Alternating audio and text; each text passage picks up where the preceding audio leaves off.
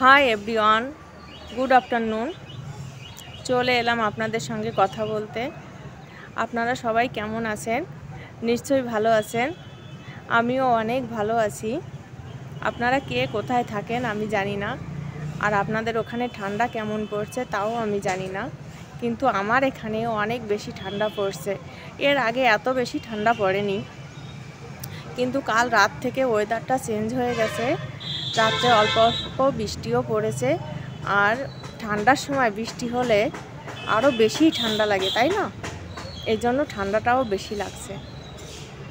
দেখুন আজ ওয়েদারটা কেমন, মেঘলা আকাশ, রোদ্দুর নাই, মনে হচ্ছে এখনই বর্ষা নামবে।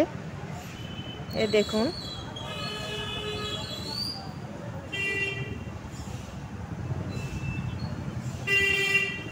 আপনাদের ওখানে কি এরকম হচ্ছে? আমার এখানে তো আজ ভীষণ ঠান্ডা। সো গাইজ, আজ আর বেশি কথা বলবো না, এখন যেতে হবে। আমি এখন ছাদের পরে বসে আছি, আপনাদের সঙ্গে কথা বলছি। এখন ঘরে যাব।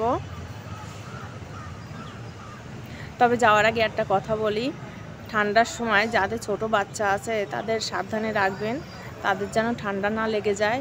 আর আপনারা সবাই ভালো থাকবেন, সুস্থ থাকবেন, এই কামনা করি। এখন আর কথা বলবো না, রাখি। বাই বাই, ভালো থাকবেন সবাই।